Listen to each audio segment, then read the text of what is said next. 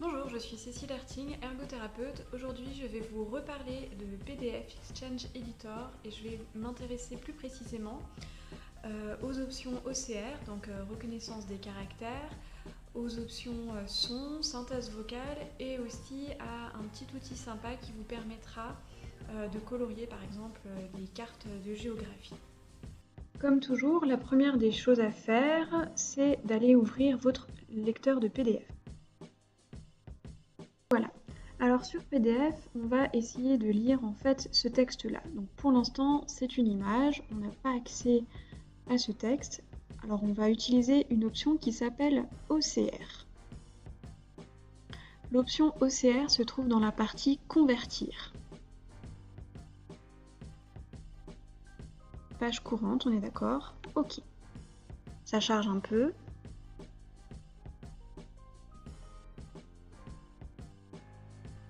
Voilà, votre texte a été converti. Maintenant, on va pouvoir utiliser l'option Sélectionner du texte. On peut sélectionner notre texte ici. Et ce qui nous intéresse maintenant, c'est qu'on va pouvoir le faire lire. Lire le texte sélectionné à voix haute.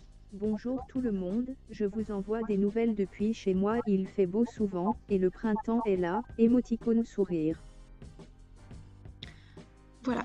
Alors un truc qu'on pourra voir ensemble ou dans une autre vidéo, c'est qu'on peut avoir des onglets ici qui sont personnalisés. On va pouvoir regrouper en fait tous les outils qui vont nous être le plus utiles. Aujourd'hui, pour vous, je vais vous montrer avec les icônes que vous avez à la maison. Vous avez lu votre texte. Ici, on avait une consigne que je ne vous ai pas lue, mais que je vais vous lire. Et c'est même l'ordinateur qui va vous lire. On a ici un outil qui s'appelle Son, qui est en fait un micro.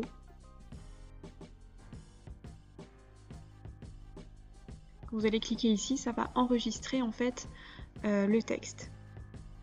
Quand vous avez fini votre enregistrement, bien sûr, vous recliquez ici et vous validez. Vous avez ce petit icône qui apparaît. Je vais cliquer dessus. Utilise ton OCR pour pouvoir lire le texte. Pense aussi à coller un timbre et noter l'adresse pour que la carte arrive. Voilà quelque chose que vous pouvez faire sur tous vos documents PDF. Et si vous enregistrez votre PDF et que la personne destinataire du PDF l'ouvre avec le logiciel Acrobat Adobe Reader, a priori, elle aura accès au son également. Alors, l'OCR va aussi nous servir ici.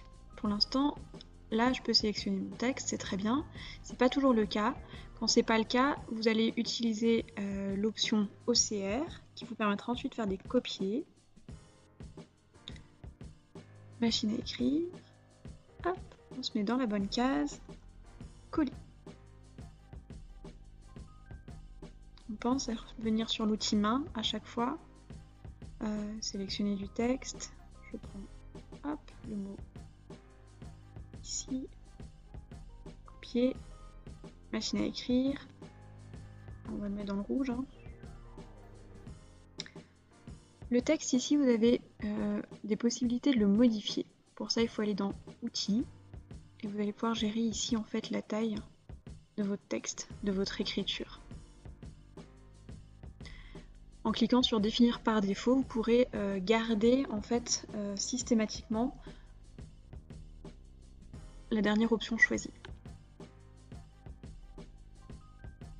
Ici, on va voir si on peut sélectionner notre texte pour le faire lire.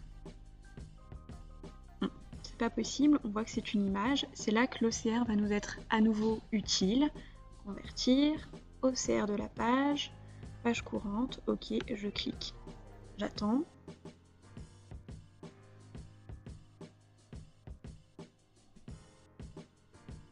Voilà, le texte a été modifié, vous ferez attention parce que donc il y a des erreurs. En attendant, c'est quand même toujours mieux qu'avant. Rien ne vous empêche ensuite de sélectionner ce texte par exemple, d'aller l'ouvrir sur Word et de le faire corriger ou d'utiliser directement un correcteur.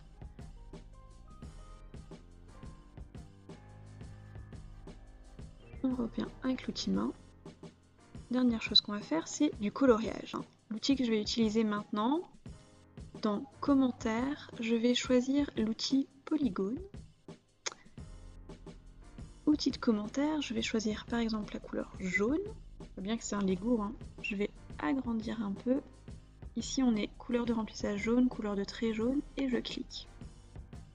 Une fois, 3 fois, 4 fois, et on reclique toujours là où on a commencé. Et voilà une partie de mon Lego colorié. Le feu par exemple, on cliquerait là, là.